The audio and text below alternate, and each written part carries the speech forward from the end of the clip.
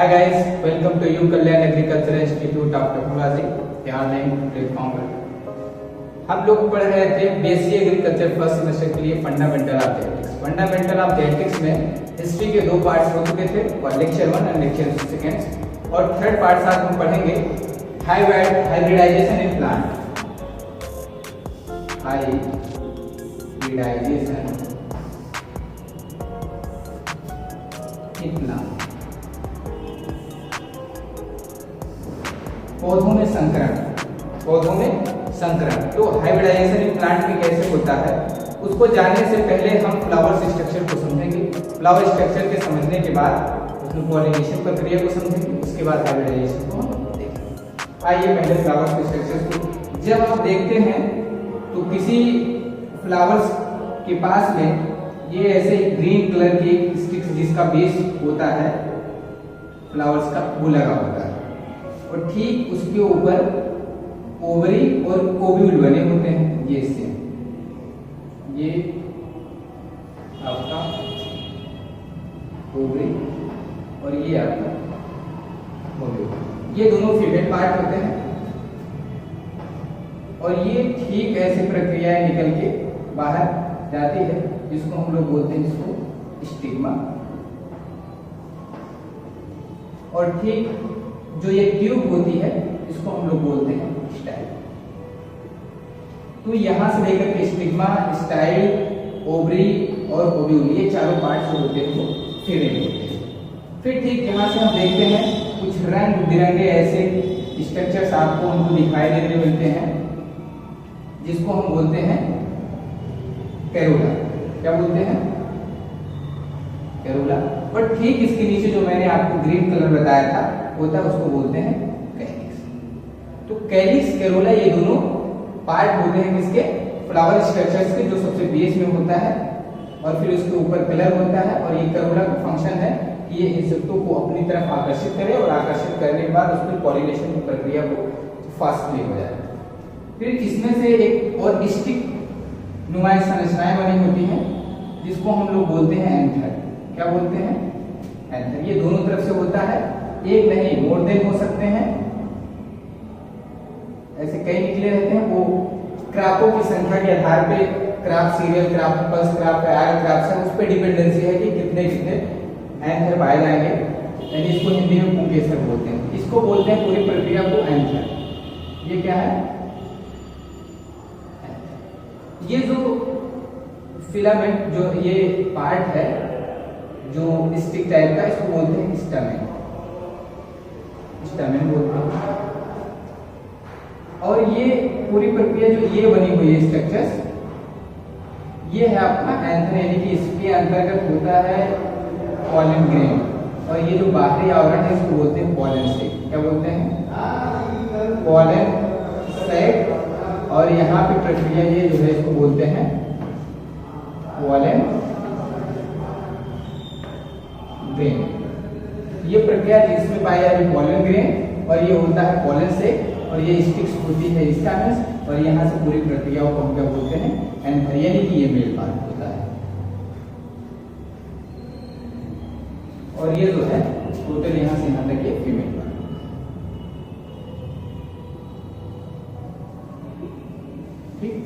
Calyx उसके रूप में सहायक का कार्य करता है और कैरोला जो है पॉलिनेशन की प्रक्रियाओं को उसमें फंक्शन करता है, यानी कि कीटों को आकर्षित करने का कार्य करता है। तो जब हाइब्रिडाइजेशन इन प्लांट्स स्टार्ट हुआ है हिस्ट्री में, तो उससे पहले आप जब ये प्रक्रियाओं को नहीं जानते हैं तो बेबीलोन एक साइंटिस्ट है, अर्सिया निवासी के कुछ साइंटिस्टों ने मिल करके इस आर्टिफिशियल पॉलिनेशन प्रक्रिया को किया।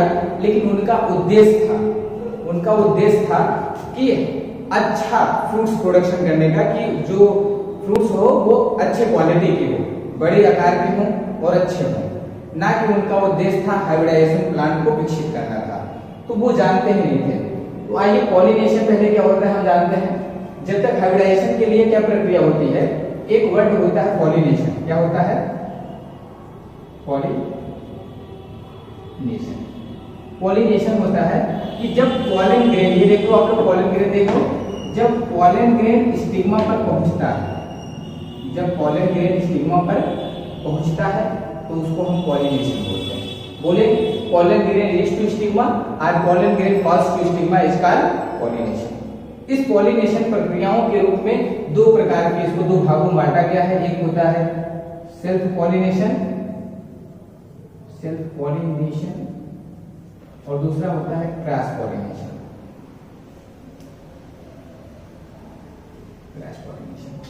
जब पॉलन ग्रेन अपने ही फ्लावर्स को या अपने पौधों पे उपस्थित अन्य फ्लावर के स्टिग्मा पर गिरता है या पड़ता है तो उसको हम बोलते हैं सेल्फ पॉलिनेशन।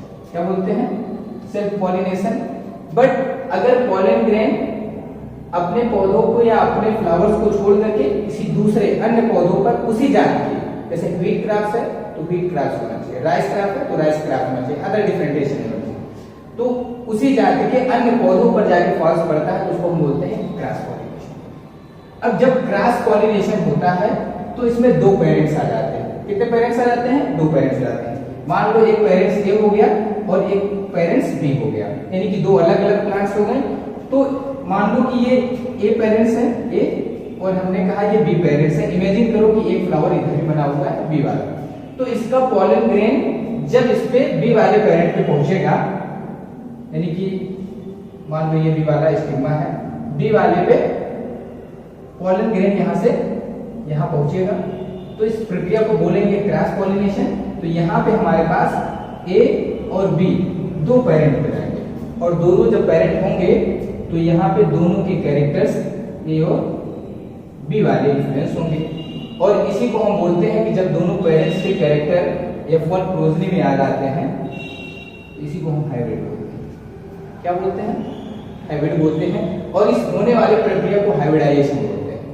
जो F1 होता है वह हेट्रोसिस होता है, यानी कि सुपीरियर देन पेरेंट्स, तो अपने दोनों पेरेंटों से इसमें ज्यादा क्वालिटी पाई जाएगी पौधों, या जो है अपने पेरेंट्स से सुपीरियर होने के कारण क्वालिटी आप फ्रूट्स का अच्छा देगा। और सभी मायनों में इसकी प्रोजनी जो होगी वो डिफरेंट हो जाएगी, फिर वो F1 को ही हाइब्रिड हम लोग बोलते हैं। इस F1 को बोलते हैं फर्स्ट फिलियल जनरेशन बोलते हैं। ठीक है, तो आइए हम समझ रहे हैं कि हाइब्रिडाइजेशन एक प्लांट की प्रक्रियाओं को आप अच्छी तरीके से समझ चुके होंगे। अब हम चलते हैं हिस्ट्री में, बेबीलोन और अर्सिया निवासी के सभी हिस्ट्रियों के बारे में बताते हैं कि कौन से साइंटिस्ट किस किस पार्ट का अध्ययन करके कब कब प्रक्रियाओं को उन्होंने बताया था। तो आप देख रहे हैं सेम फ्लावर से है, आपके ठीक साइड में स्क्रीन पे एक दूसरा फ्लावर है, सेम ऐसे जो प्रक्रिया मैंने बताया वो आप सेम आपको देख रहा होगा। चलिए आइए हम लोग देखते हैं history of hybridization in plant. After flower के बाद हम लोग देखते हैं history of hybridization in plant की जो हिस्ट्री है हाइब्रिडाइजेशन की प्लांट में वो कब से स्टार्ट होती है। तो बेबीलोन एंड असीरिया के पीपुल्स, वहां के लोग ने 700 बिफोर क्राइस्ट, मतलब ईसा पूर्व या बिफोर क्राइस्ट में खजूर में आर्टिफिशियल पॉलिनेशन करते थे। पॉलिनेशन मतलब पॉलन ग्रेन का स्टिग्मा पर पहुंचना। आर्टिफिशियल का मतलब कि वो हाथों द्वारा, यानी कि हाथ से टच करके पॉटल से पॉलन ग्रेन को स्टिग्मा पे ले जाके रीच करते थे, उसको बोलते हैं आर्टिफिशियल पॉलिनेशन। तो आर्टिफिशियल पॉलिनेशन करते थे अच्छे फलों की प्राप्ति के लिए। किसके लिए? कि आर्टिफिशियल पॉलिनेशन होगा तो उसमें से फल जो होगा, फ्रूट होगा, वो गुड क्वालिटी का होगा और अच्छा होगा, ना कि हाइब्रिड प्लांट के लिए।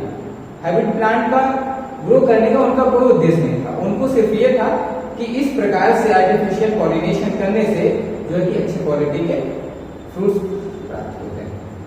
उसके बाद देखिए दूसरे साइंटिस्ट हैं डी ग्राफ, 1641 से 1673 यानी 1641 टू 1673। इन्होंने सुझाव दिया कि प्रोजनी में दोनों पेरेंट्स के गुण होते हैं। प्रोजनी बोले तो संतति, यानी कि जो A इंटू बी से हम लोग क्रॉस कराए थे और प्रोजनी ए भी प्राप्त किए थे, इसी को बोलते हैं ए भी प्रोजनी में कह रहे हैं कि दोनों पेरेंट दोनों पेरेंट के गुण होते हैं और इनहेरिटेंस में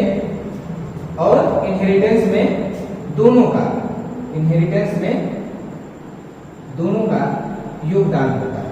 यानी कि जब देख रहे हैं आप F1 आपको प्राप्त हुआ है, ए और बी दोनों आपको क्रोमोसोम्स यहाँ पे दिखाई दे रहे हैं, एलन और ए और बी दोनों यहाँ पे, इसलिए दोनों पेरेंट का क्या होता है, योगदान होता है।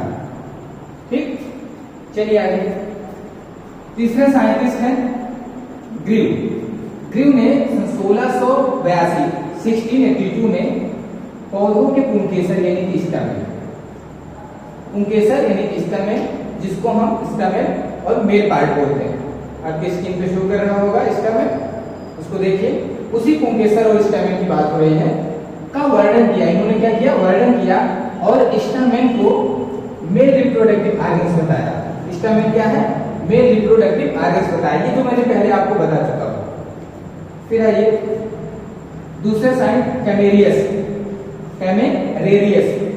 इनका नाम है, ये 1694 में पौधों के जननांगों यानी कि रिप्रोडक्टिव ऑर्गन्स का वर्णन किया। खोज किसी की नहीं की, केवल इन्होंने रिप्रोडक्टिव ऑर्गन्स के क्या रिप्रोडक्टिव ऑर्गन्स का वर्णन किया। उन्होंने बताया ये मेल पार्ट, ये फीमेल पार्ट, इस फ्यूजन की प्रक्रियाओं को इन्होंने सिर्फ उनके जननांगों का वर्णन किया। उसके बाद हमारे पास एक साइंटिस्ट है एमकी, 1823 में पौधों में परागनल यानी कि पॉलन ट्यूब, जिसको हम लोग स्टाइल बोलते हैं, पॉलन ट्यूब को क्या बोलते हैं, स्टाइल बोलते हैं। ये देखिए आपकी स्क्रीन पे शो कर रहा होगा, पॉलन ट्यूब यानी कि स्टाइल, जहां पे स्टिग्मा गिरने के बाद नीचे ओवरी तक वो ट्यूब लगी होती है और पॉलन ग्रेन जर्मिनेशन होकर के उसमें एंट्री करता है। स्टाइल का ओवरी में, देखिए ओवरी में प्रवेश सिद्ध किया। उन्होंने क्या किया कि स्टाइल के माध्यम से, जो स्टाइल यानी कि पॉलन ट्यूब था वो ओवरी में क्या था, वहां पे जाकर के एंट्री किया, तो एम के द्वारा ये कहा गया। आगे आइए और साइंटिस्टों को देखते हैं। यहाँ पे हम लोगों की स्टैमेन और स्टाइल यानी कि पॉलन ट्यूब दोनों का जिक्र हो चुका है। अब आगे फर्टिलाइजेशन वाली प्रक्रिया पे बात होगी। नेक्स्ट पॉइंट है आपका ओ हेटविन, 1876 में इन्होंने सी ऑर्चिन, एक समुद्री जीव है जो सी ऑर्चिन है, में इन्होंने फर्टिलाइजेशन का पता लगाया।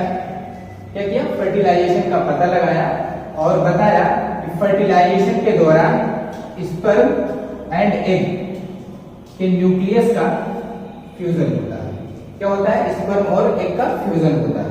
अगर फर्टिलाइजेशन की परिभाषा को अगर हम एक लाइन में देखना चाहें तो बोलते हैं fusion of male and female gametes is called fertilization. Fusion of male and female gametes is called fertilization. तो उसी प्रक्रिया को इन्होंने बताया कि स्पर्म डायरेक्ट क्या दे रहे हैं और एग यानी कि स्पर्म मेल एग फीमेल, इनके गैमेट का फ्यूजन होता है, इसी को बोलते हैं फर्टिलाइजेशन। तो ओ सी ऑर्चिन में, ओ हेटविन में 1876 में इसका पता लगाया था।